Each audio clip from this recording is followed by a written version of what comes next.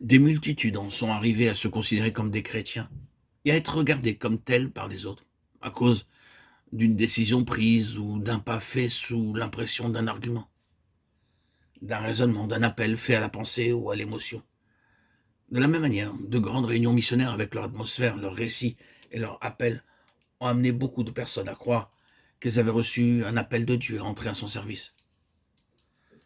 Mais le temps a prouvé dans un très grand nombre de cas que cela n'était pas né de l'esprit, mais de la force de l'âme de l'homme. Nous ne disons pas que Dieu n'agisse jamais ou n'emploie pas sa parole dans de tels moments, mais nous devons expliquer des faits tragiques et corriger des imaginations populaires. L'âme de l'homme est complexe et dangereuse, capable de faire des choses extraordinaires. Elle peut nous égarer entièrement et nous jouer bien des tours. L'homme est désormais une créature déséquilibrée et désordonnée. Et il faut nous souvenir qu'à cause de la rupture avec Dieu causée par la chute, la création y compris, l'homme a été délibérément soumise à la vanité. Elle a, c'est-à-dire été rendue incapable de réaliser la destinée voulue pour elle à l'origine et d'arriver à la pleine maturité. Pour l'homme non régénéré, la vie est en réalité une illusion, car il ne peut, lui, jamais atteindre le but désiré. C'est la réponse que Dieu a donnée à son désir de posséder toute chose en lui-même, dans l'indépendance. En effet, la création attend avec un ardent désir que les fils de Dieu soient manifestés. Car la création a été assujettie à la vanité, non pas volontairement, mais à cause de celui qui l'y a assujettie. Elle espère qu'elle aussi sera délivrée de la servitude, de la corruption pour avoir part à la liberté glorieuse des enfants de Dieu. Car nous savons que jusqu'à ce jour, toute la création ensemble soupire et qu'elle est comme en travail. Et non seulement elle, mais nous qui avons reçu les prémices de l'Esprit, nous soupirons nous aussi en nous-mêmes, attendant l'adoption, la rédemption de notre corps. Romains 8, 19, 23. Certaines questions vont se soulever après ce que nous venons de dire. Il y en a probablement trois.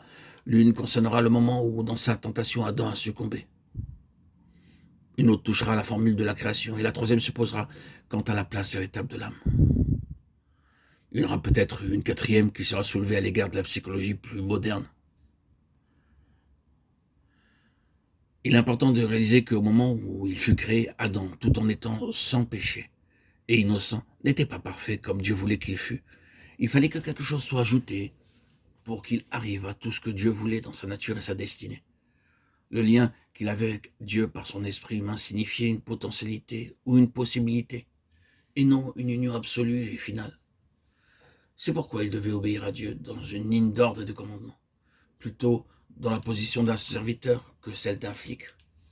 Ou si nous employons la distinction qui est faite dans le Nouveau Testament entre enfant et fils, nous voyons la différence entre celui qui est simplement né et celui qui est parvenu à la maturité. Ce qui aurait chez Adam amené la grande avance sur sa position première, de l'enfance à l'état de fils, du gouvernement extérieur au gouvernement intérieur, de l'état incomplet à l'état complet, c'était la vie éternelle par l'obéissance de la foi. C'est à ce point que toute la signification de l'arche de vie a sa place. Cet arbre était un symbole de Dieu manifesté en Christ, comme la vie par laquelle l'homme peut uniquement arriver à sa destinée voulue par Dieu, et même partager la vie et la nature de Dieu. Adam, à cause de l'incrédulité et de la désobéissance, n'atteignit pas la vie éternelle. Et c'est pourquoi cette vie est réservée à ceux qui croient au Seigneur Jésus-Christ, et qui sont en Christ, et ont reçu Christ en eux. Christ en vous, l'espérance de la gloire, Colossiens 1, 27. Dans la vie éternelle réside tout le secret de Dieu, pour tout le dessein éternel de Dieu, dans l'homme et par l'homme.